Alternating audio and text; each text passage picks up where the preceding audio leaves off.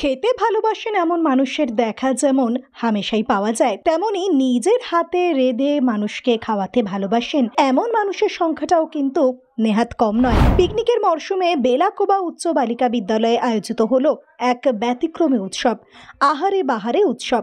বিদ্যালয় প্রাঙ্গণে স্টল সাজিয়ে বসেছিল পড়ুয়ারা। নিজের হাতে তৈরি পিঠে, pulao, fried rice, fuchka, momo, chowmein সহ আরও বিভিন্ন সুস্বাদু খাবার। 18টি স্টলে প্রায় 90 জন পড়ুয়া খাবার বিক্রয় করেছে। ছাত্রীরা এবং শিক্ষকরাও এই খাবার ক্রয় করে উপভোগ করেছেন।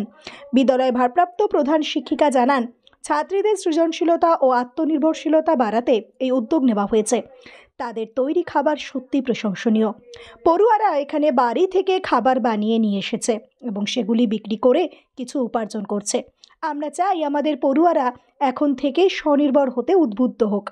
ছাত্রীরা নতুন এই উদ্যোগে অত্যন্ত আনন্দিত। ভবিষ্যতে এমন অনুষ্ঠান আরও বড় আকারে করার আশা বিদ্যালয় কর্তৃপক্ষের। এই উদ্যোগ স্কুল জীবনের একটি সুন্দর ও স্মরণীয় অভিজ্ঞতা হিসেবে ধরা দিয়েছে। আমাদের টেবিলে আপাতত হচ্ছে ফুচকা বানানো হয়েছে, সাথে রয়েছে ঘুগনি, তারপর রয়েছে ব্রেড চপ এবং সাথে পাস্তা আর রয়েছে পেস্ট। হ্যাঁ, আমরা সবাই নিজেরাই বানিয়েছি বাড়িতে।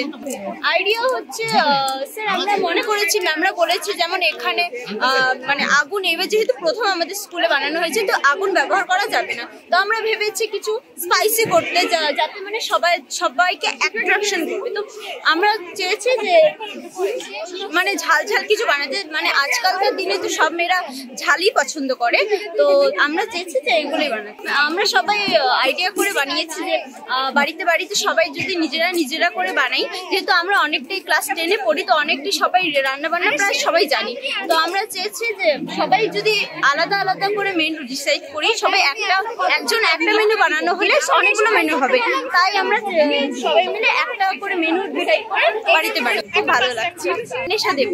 কোন ক্লাসে পড়ো? ক্লাস 10।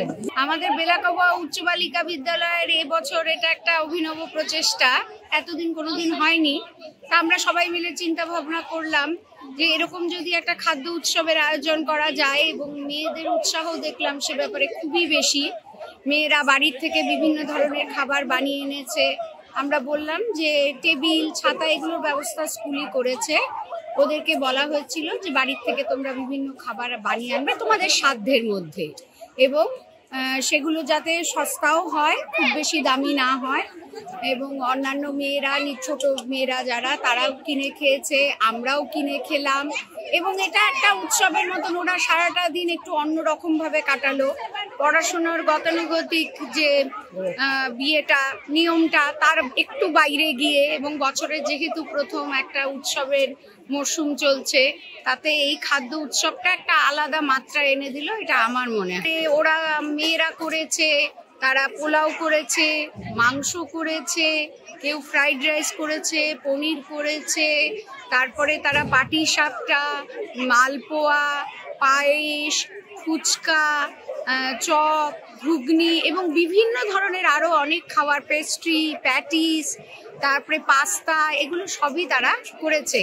এবং আমরা নিজেরাও আশা করতে পারিনি যে ওরা এতটাই বেশি করতে পারবে। আমাদের আশাতীত এই ব্যাপারটা, এবং খুবই আমাদের ভালো লাগলো, এবং ওদেরও খুব উৎসাহ হয়েছে, ওদের দেখেও আমাদের খুব ভালো লাগলো, এবং সবার মধ্যে উৎসাহটা ছড়িয়ে পড়েছে। আগামীতে আমরা চেষ্টা করব আরেকটু বড় মাপের করে এটা করা। আমার নাম হচ্ছে ডোনা বসু, আমি বেলাকোবা উচ্চ বালিকা বিদ্যালয়ের ভারপ্রাপ্ত প্রধান শিক্ষিকা। আজকে আপনারা দেখছেন যে বেলাকোবা উচ্চ বালিকা বিদ্যালয়ের একটা খাদ্য মেলা আহারে বাহারে আয়োজন করেছে, এবং দিদিমণিদের এবং ছাত্রীদের একটা উৎসাহ ছিল যে নতুনত্ব করা, যেহেতু উৎসবের মাস চলছে। ভালো উদ্যোগ। এই এলাকায় আজ পর্যন্ত আমার চোখে পড়েনি কোনোদিন এটা উচ্চ বিদ্যালয়ের এরকম একটা সুন্দর অনুষ্ঠান, এবং এসে খুব ভালো লাগছে। মেয়েদের খুব উৎসাহ দেখা যায়, খুব সুন্দর। মেয়েরা নিজে হাতে তৈরি করেছে বিভিন্ন রকম আইটেম, মানে আমরা আইডিয়া করতে পারিনি যে মেয়েরা এত সুন্দর সুন্দর নতুনত্ব জিনিস তৈরি করতে পারে। 10 টাকা